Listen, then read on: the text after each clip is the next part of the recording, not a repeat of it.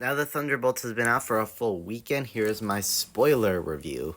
Just covering some stuff that I couldn't cover in my spoiler-free review because you guessed it, they were spoilers, so let's get into it. So, I already know a lot of people are going to be complaining that the way they beat Sentry is by hugging him, and that this is what they did in the last movie, and people are getting mad about this, but just hear me out.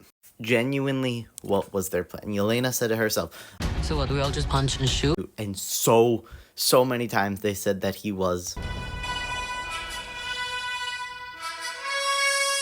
Like, I swear, they wrote this part for Steven Yeun, who was originally going to play Sentry. I was hearing the trumpet fanfare in my head so many times. But you can make that argument for most films where they talk down the villain. You could say that about Captain America: Brave New World.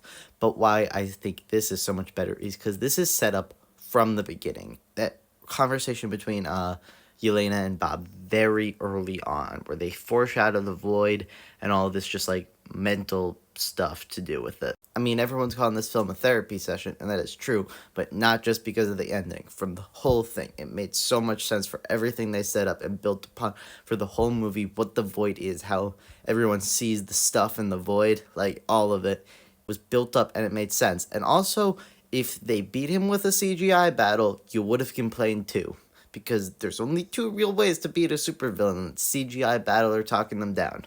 And you know, they did some cool stuff. I liked that scene where Yelena was like jumping over all the stuff to get to him. That was fun. Another thing that I kind of mentioned in my spoiler-free review, but I really couldn't talk about, was how much I like Val in this movie. Her whole role in it. She's so manipulative, and just the way she gets into Bob's head and, you know, kind of corrupts him. Really good writing and acting there. And what she did do to Bob in that one scene, one of my favorite scenes in this movie, really, is where they're all up on Avengers Tower and he's just in the suit, kind of being Homelander. Part of me wishes they, like, leaned into this. Like, I was kind of mad when Mel hit the kill switch. I really wanted to see him do the fatality on Valentina, even though that would not have been allowed in a PG-13 movie, but kill her in some way and really, like, lean into that god complex, because I think it could have been super cool. I still really like where they went with the character. I can't emphasize enough how good the writing on him is, but it would have been cool to see him really lean into, like, being the MCU's Homelander.